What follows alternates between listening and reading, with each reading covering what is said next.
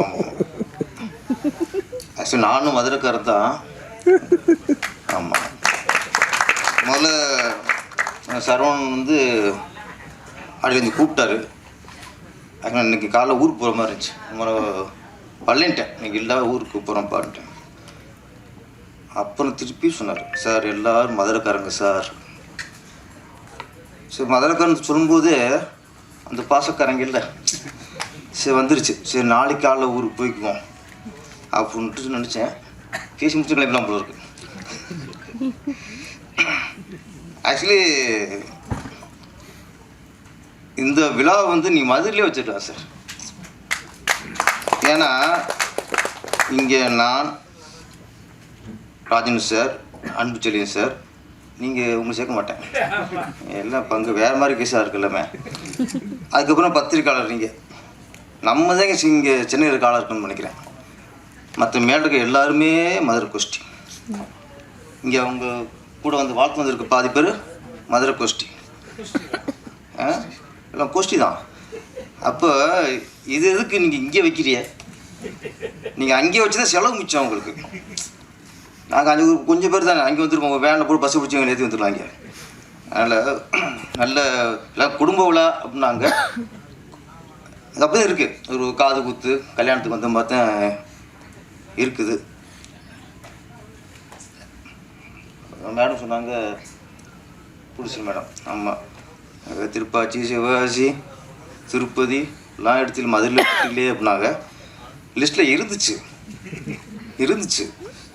ஆனால் நம்ம தளபதி மதுரை அப்படின்னு எடுத்துக்கிட்டார். அப்போ மதுரைக்கும் நம்ம டிஃபன் தெரியாமல் போயிடும். அப்படிங்கிறனால அந்த மதுரை கொஞ்சம் தள்ளி வச்சிட்டோம். ஆனால் இது பரவாயில்ல, நீங்கள் வந்து மதுரை 16, அது போதும், 18 ஏற்பட்டு இருக்குது. இப்போ மதுரை 60 வச்சுருக்கணும். எல்லாம் அவ்வளோ இருக்குது இங்கே. ஆள் கணக்கு பாரு எண்ணி வச்சுருக்கலாம் நீங்கள். ஓகே, இங்கே 16 ராசி தான். 16 வயதுங்களே, வருஷம் 16, இப்போ மதுரை 16. ஓகே, ஒரு நாள் ராசி தான், 16 நாள் ராசி தான். படம் மிகப்பெரிய வெற்றி அடையணும். இதில் நான் வந்து ட்ரெய்லர் சாங் பார்க்கும்போது குறிப்பாக ஒருத்தர் நான் பாராட்டணும்னா கேமராமேன்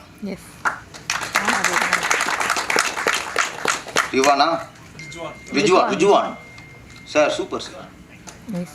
நீங்கள் ஒவ்வொரு ஃப்ரேமும் பெயிண்டிங் மாதிரி இருக்குது. நம்மளுக்கு இந்த ஒரிஜினல் எங்கே ஒரிஜினல் டோன் ஒரு கேமரா காட்டுறாரோ அவர் சிறந்த கேமராமேன். ரோட்டில் வந்து ஈரமாக இருக்குன்னா அந்த ஈரத்தை உணர முடியுது என்னால். கரெக்டு தானே? அதுதான் கேமரான்னு ஒர்க்கு. ஒரு கத்தி, அது பல வகையில் மதுரைக்காரங்கில் பல வகையில் கத்தியை கட்டுவாங்க. ஆமாம், கசாப்பு வெட்டுற கத்தி, கோழி வெட்டுற கத்தி, ஆளை வெட்டுற கத்தி, ஒரு டிசைனாக ஆளை வெட்டுறதுக்கு. ஓகே, இது கோழி வெட்டுறதுக்கு, இது விறகு வெட்டுறதுக்கு. இப்படியே அந்த கத்தியே விதவிதமாக வச்சுருக்கோம் மதுரைக்காரங்க. நம்ம அங்கே பழகினாலும் நம்ம தெரியுது நம்மளுக்கு. அது மாதிரி ஒரு கத்தியை எடுக்கும்போது அந்த கத்தியோட அந்த கூர்மை எங்களுக்கு பயம் வரணும். அந்த கத்தியை கைப்பட்டால் வெட்டிடுமோன்ட்டு. அதை நீங்கள் பதிவு பண்ணியிருந்தீங்க சார். அப்புறம் மியூசிக் இது என்னென்னா, இந்த மற்ற எத்தனையோ ஆடியோ ரிலீஸ் பார்த்துருக்கோம். இது ரொம்ப டிஃப்ரெண்ட்டு.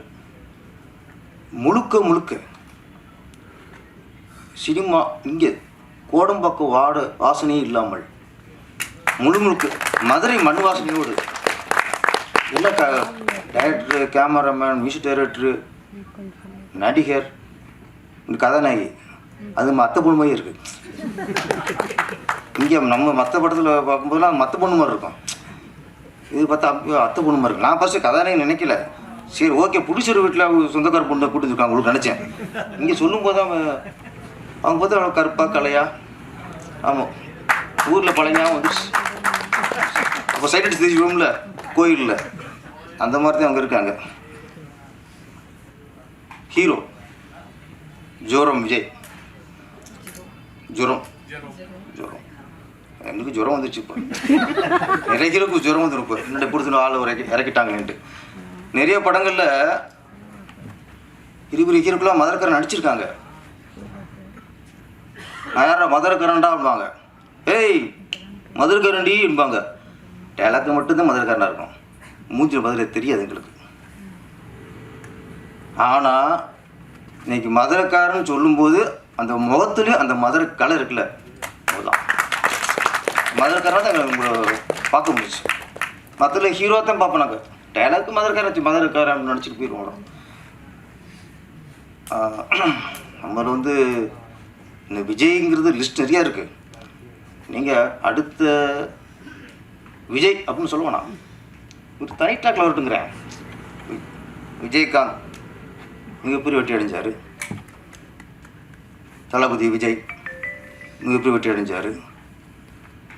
அருண் விஜய் அவர் வெற்றி அடைஞ்சிட்டாரு. விஜய் ஆண்டனி அவர் வெற்றி அடைஞ்சிருக்காரு. விஜய் சேதுபதி இப்படி நிறைய விஜய்கள் இங்கே வெற்றி அடைச்சிருக்காங்க. அந்த வரிசையில் எப்படி விஜய்க்கு ஒரு ரூட்டு, விஜய் சேதுபதி ஒரு ரூட்டு, அதே மாதிரி நீங்கள் ஒரு மதுரை ரூட்டில் போட்டு பெரிய ஒரு ஹிட்டை கொடுங்க. அப்புறம் இந்த யூனிட்டு 1980 ஒருதலை ராகம்னு படம் வந்துச்சு. மிகப்பெரிய ஹிட். ஒரு வருஷம் ஓடிச்சு. அதில் எல்லாம் புதுசு. இதே மாதிரி தான் சினிமாவுக்கு சம்மந்தம் இல்லாமல் ப்ரொடியூசர் புதுசு, டைரக்டர் புதுசு, எடிட்டர் புதுசு, நடிகர் எல்லாமே புதுசு. ஒருத்தரோட பழைய முகம் இல்லை. அப்படி ஒரு படம் வச்சு அதில் தான் இன்றைக்கி நம்ம தலைவர் டிஆர் அதில் புதுசு. அன்றைக்கி எல்லாம் புதுசாக இருந்து பெரிய ஒரு புரட்சி ஏற்படுத்தின படம் தான் ஒருதலை ராகம். அதே மாதிரி இந்த மதுரை 16 எல்லாமே புதுசு. ஆனால் பண்ண போது ரவுஸ் பஞ்சு போடுவோமே என்ன, அதனால கூட போகுது ஹீரோ.